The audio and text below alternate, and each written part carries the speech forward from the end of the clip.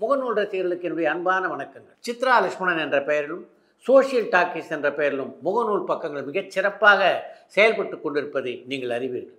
அதே வரிசையில் இப்போ சாய் வித் சித்ரா என்ற பெயரிலே ஒரு முகநூல் பக்கம் துவங்கப்பட்டிருக்கிறது. சாய் வித் சித்ரா நிகழ்ச்சியில் இடம்பெறுகின்ற எல்லா நேர்காணல்களும் இனி சாய் வித் சித்ரா முகநூல் பக்கத்தில் தான் இடம்பெறும் என்பதை உங்களுக்கு அன்போடு தெரிவித்துக் கொள்ள விரும்புகிறேன்.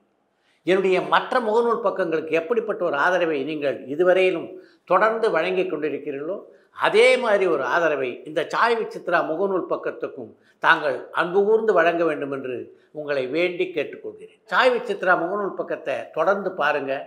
பார்த்துட்டு நிகழ்ச்சியை பற்றிய உங்களுடைய கமெண்ட்டுகளை பதிவு செய்யுங்கள். அதே மாதிரி அந்த பக்கத்தை லைக் பண்ண தவறாதீங்க. நன்றி, வணக்கம்.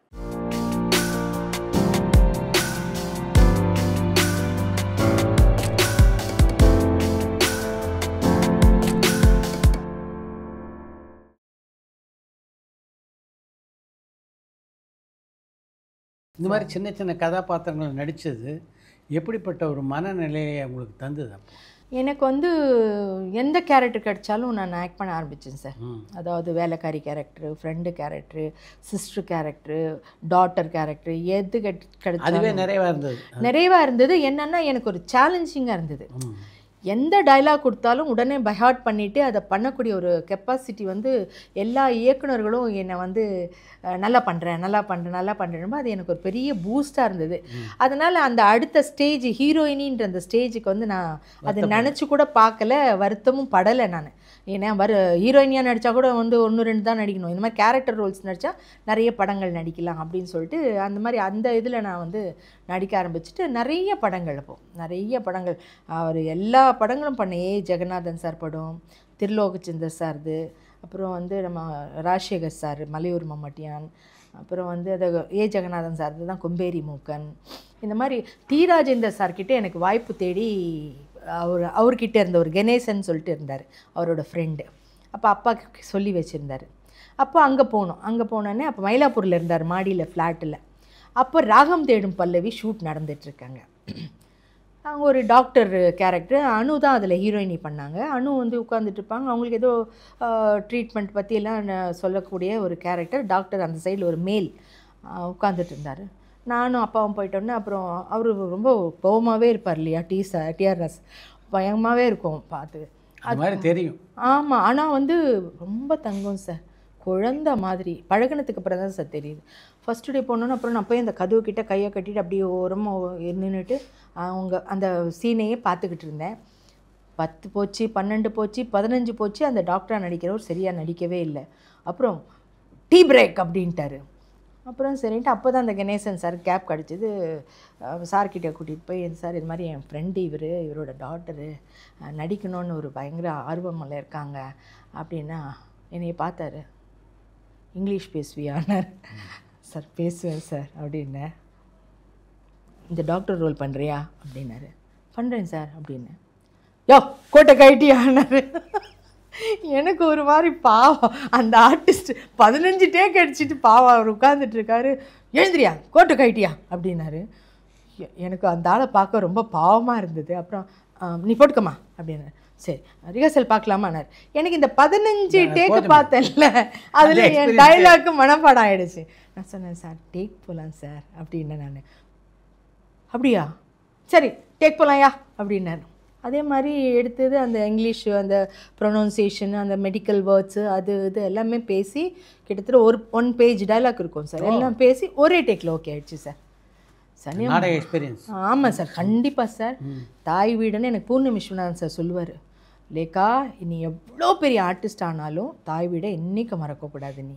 சார் இதுதான் எனக்கு வந்து இவ்வளோ எக்ஸ்பீரியன்ஸ் கொடுத்தது, இதுதான் சார் நான் எப்படி நான் மறப்பேன் அப்படின்னு சொல்லிட்டு சொல்லுவேன். ஸோ அந்த எக்ஸ்பீரியன்ஸில் எனக்கு டிஆர்கிட்ட அப்படி ஒரு படம் வாய்ப்பு கிடச்சிது. அதுக்கப்புறம் உயிருள்ளவரை உஷா, அதுக்கப்புறம் வந்து இவங்களுக்கு காதல் அழிவதில்லை நளினிக்கு நான் தான் டப்பிங்கு. ஸோ டப்பிங்காக இருந்தாலும் எதுவாக இருந்தாலும் என்னை கூப்பிடுவார். அதே மாதிரி மும்தாஜ் ஹீரோயினியாக பண்ணாங்க பாருங்கள், அந்த படத்தில் மும்தாஜோட மதர் கேரக்டருக்கு என்னை தான் டப்பிங் பேச வச்சார். ஸோ அந்த மாதிரி அவருடைய படங்கள் அதுக்கப்புறம் கண்டினியூஸாக பண்ண ஆரம்பிச்சிட்டேன். ஸோ இது ஒரு வாய்ப்பாக வந்தது. ஹீரோயினி வந்து மைண்டில் ஏன் வரலன்னா, நிறைய கம்பெனிக்கு ஏறி இறங்கிட்டோம் சார் நானும் அப்பாவும். அப்பா லாம்பி ஸ்கூட்ரு வச்சுருப்பார், சின்ன ஆல்பம், ஆல்பத்தை எடுத்துக்கிட்டு எல்லா கம்பெனி எங்கெங்கே கூப்பிட்றாங்களோ அங்கெல்லாம் அப்பா கூட போகிறது வர்றது எல்லாமே ஏறுது. ஒரு இடத்துக்கு போனால் அம்மா கொஞ்சம் குண்டாக இருக்கும்மா, கொஞ்சம் இழைச்சா நல்லா இருக்கும்னுவாங்க. சரின்னு கொஞ்சம் இழைச்சிட்டு கொஞ்சம் போனோம்னா, என்னம்மா இவ்வளோ ஒல்லி ஆகிட்டேன் கொஞ்சம் எனக்கு இது ஒல்லி குண்டு இதெல்லாம் வேணாமே, ஏதோ நல்ல கேரக்டர் கிடைக்குதா நம்ம பண்ணுவோம். இந்த நூறு முகமதுன்னு ஒரு ப்ரொடியூசர் இருப்பார், உங்களுக்கு கூட தெரியும், கருப்பாக கட்டையாக இருப்பார். அவர் படத்துக்கு தான் இந்த மாதிரி குண்டாகிட்டு போனால் ஒல்லியாக சொன்னார், ஒல்லியாகிட்டு போனால் குண்டாக சொன்னார்.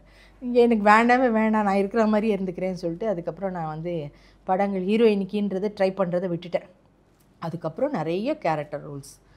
அந்த காலகட்டத்தில் இது போல் புதுமுகங்களுக்கு வந்து பல பிரச்சனைகள் இருந்ததாக சொன்னாங்க, குறிப்பாக பாலியல் பிரச்சனைகள். ஆமாம் சார். அதெல்லாம் நீங்கள் ஃபேஸ் பண்ணக்கூடிய இல்லை, அது எனக்கு வராது காரணம் அப்போ வந்து அப்பா அம்மா 2 பேருமே வருவாங்க சார். அப்போ வந்து என்னை ஷூட்டிங்க்கு தனியாகவே எங்கேயுமே விட மாட்டாங்க. அப்பா அம்மா 2 பேரும் வருவாங்க. அதுவும் இல்லாமல் அப்பா வந்து டிஸ்ட்ரிபியூஷன் ஃபினான்ஸில் இருக்கிறதுனால எனக்கு அந்த மாதிரி எந்த ஒரு டிஸ்டர்பன்ஸும் எப்பவுமே வந்தது கிடையாது. ஸோ அதனால் அதை பொறுத்த வரைக்கும் எனக்கு அந்த விஷயங்கள்லாம் அவ்வளோவா கேள்விப்பட்டிருக்கேன், நிறைய விஷயங்கள் கேள்விப்பட்டிருக்கேன். ஷூட்டிங் ஸ்பாட்லலாம் நிறைய சொல்லுவாங்க, அந்த மாதிரி எல்லாம் கேள்விப்பட்டிருக்கேன். பட் என்னை பொறுத்த வரைக்கும் இது வரைக்கும் எனக்கு வரல. என்ன எனக்கு வந்து ஸ்டெப் பேக் ஆச்சு. அதாவது அப்போல்லாம் கல்யாணம்னு வந்துட்டுச்சுனாவே உங்களுக்கு வந்து மார்க்கெட் போயிடும். ஆமாம். இப்போ தான் வந்து இடுப்பில் குழந்தைய தூக்கிட்டு ப்ரோக்ராம்க்கெல்லாம் கூட வராங்க, ஃபங்க்ஷனுக்கெல்லாம் கூட வராங்க. அப்போ வந்து பெரிய பெரிய ஹீரோயின்ஸுங்கெல்லாம் வராங்க. அப்போல்லாம் வந்து கல்யாணம் அப்படின்னாவே ஒரு ஏதோ சாபக்கேடு மாதிரி செட்பேக் தான் நடிகை போயிடும் சார். கிட்டத்தட்ட 12 படம் எனக்கு கவுண்டமணி சாரோட இருந்தது, எல்லாம் கேன்சல் ஆச்சு.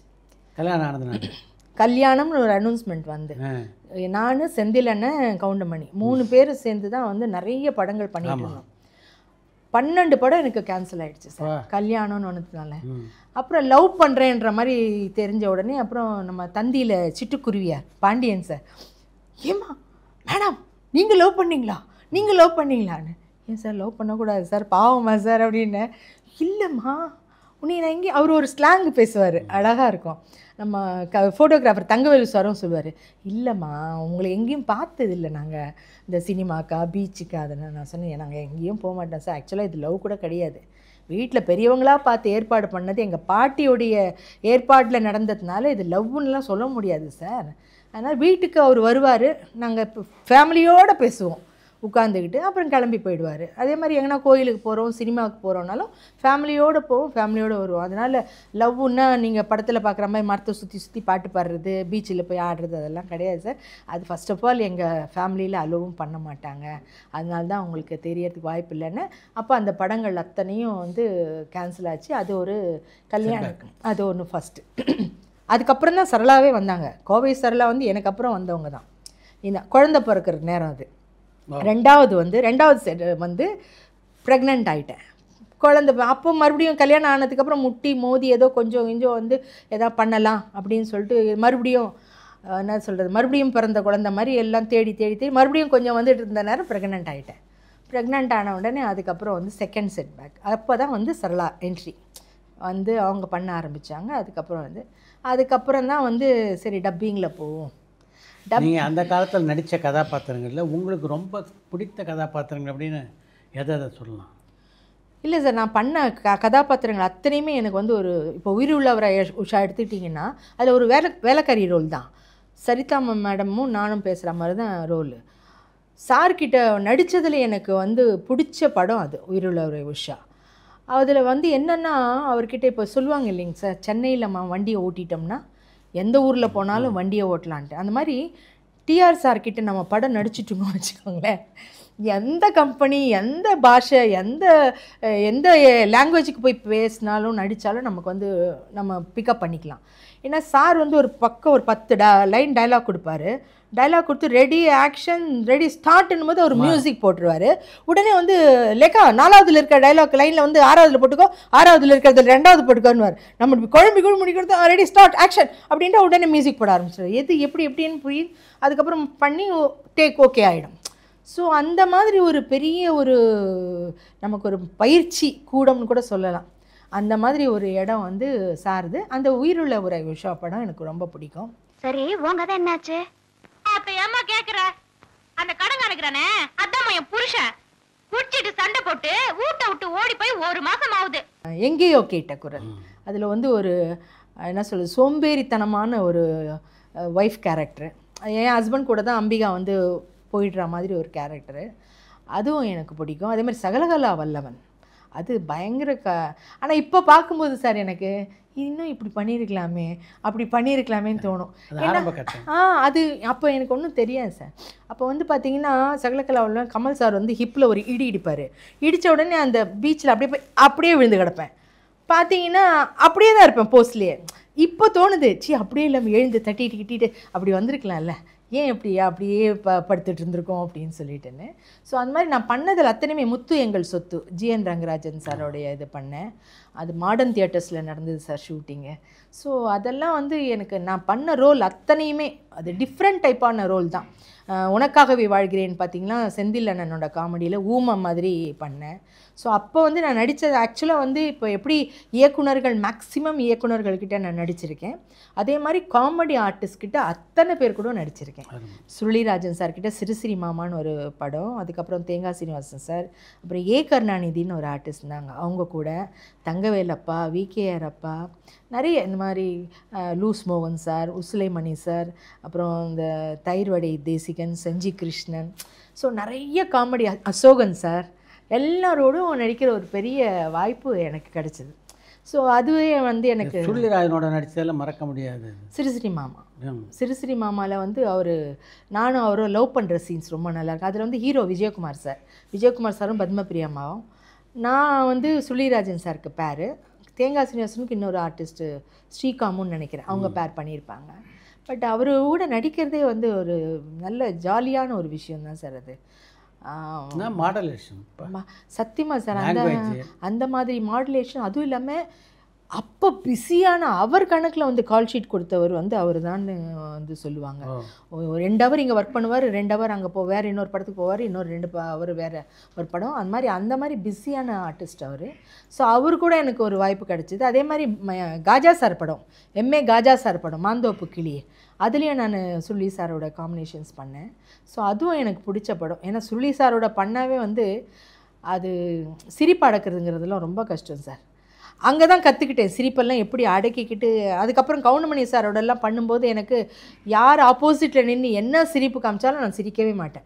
அந்த கேரக்டர் மட்டும்தான் மைண்டில் ஏறிக்கிட்டே இருக்கும். ஸோ அதனால் அந்த ஒரு எக்ஸ்பீரியன்ஸை கொடுத்தது சுருளிராஜன் சாரோட நடிக்கும்போது. அதே மாதிரி மனோரமா ஆச்சி, அவங்க நிறைய டிப்ஸ் கொடுப்பாங்க.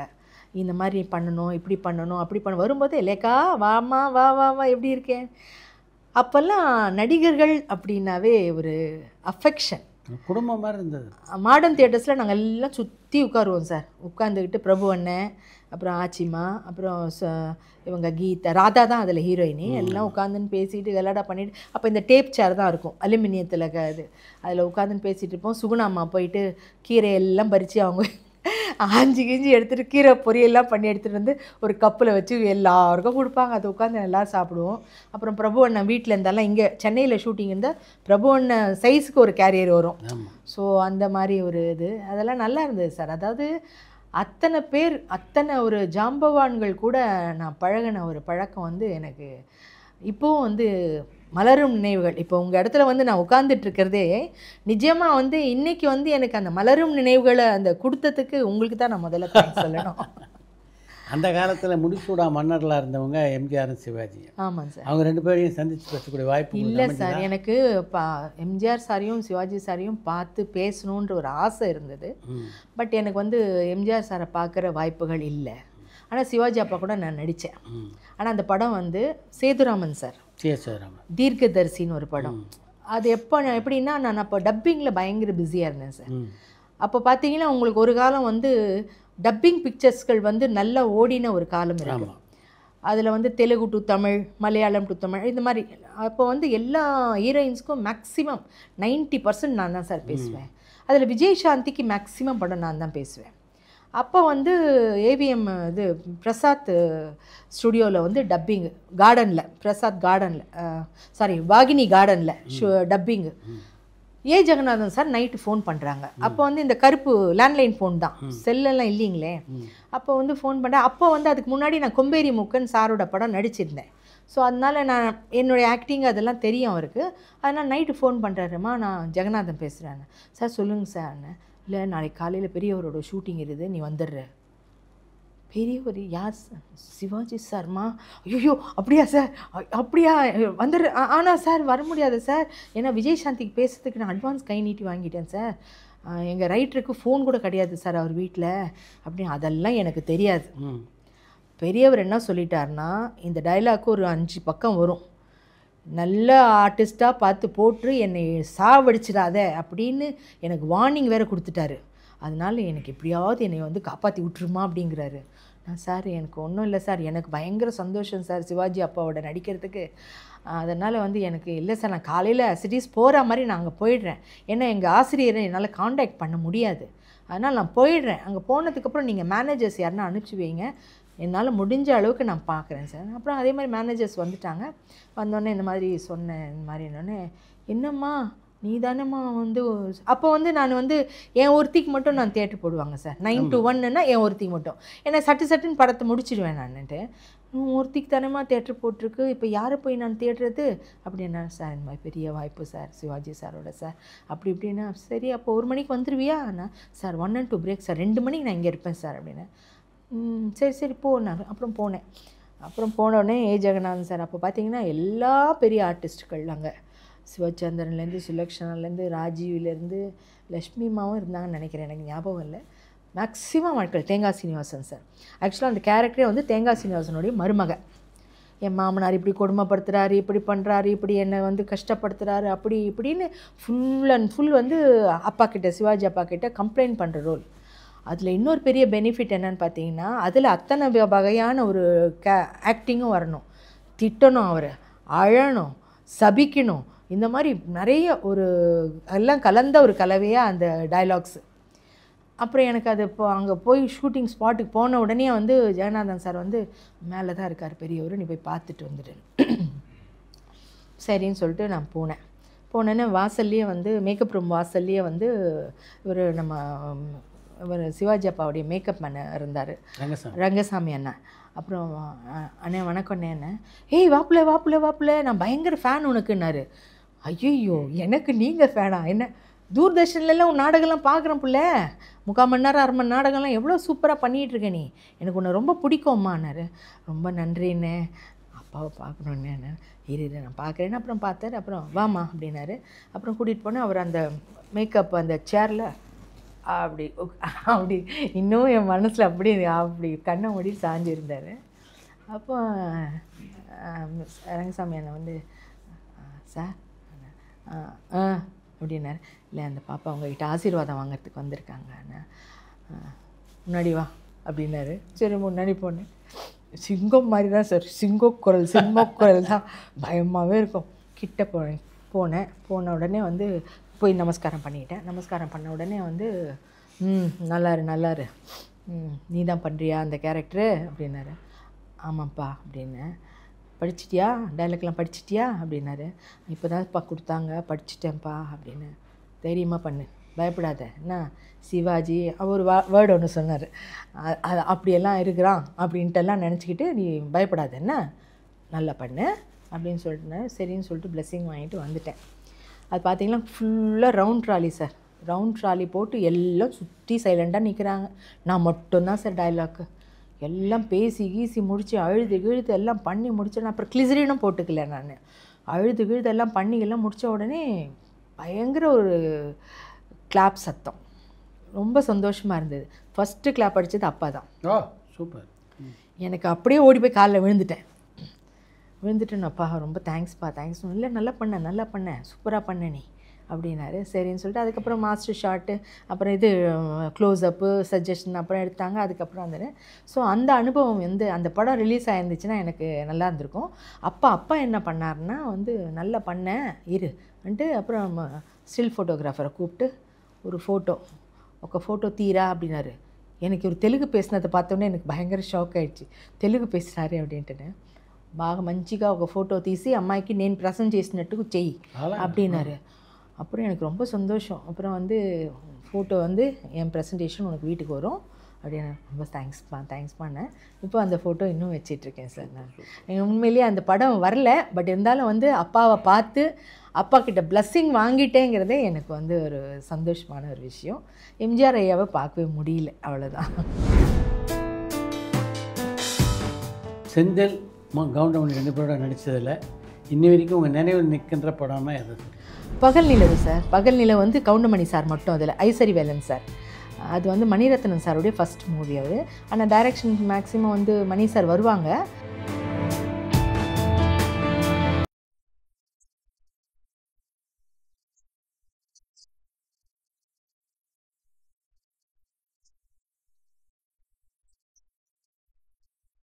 கவுண்டமணி சார் வந்து அவர் உண்டு ஒரு வேலை உண்டுன்னு இருப்பார். அவ்வளோவா வந்து படத்தில் காமெடி பண்ணுற அளவுக்கெல்லாம் வந்து காமெடி நேரில் பண்ண மாட்டார் சார். செந்தில் நல்லா செந்தில் அண்ணன் ஜெம் ஆஃப் அ பர்சன், தங்கமான குணம் சார். எனக்கு ஒரு பிரதர் மாதிரி தான் டெல்லி கணேஷ். அது ரொம்ப அவ்வளோ ஒரு அஃபெக்ஷனாக நல்லபடியாக பார்த்து நல்லா நடந்துப்பார் சார். எனக்கு அந்த நாடக அனுபவத்தில் அது ஒரு இம்பார்ட்டண்ட்டாக இருந்தது சார்.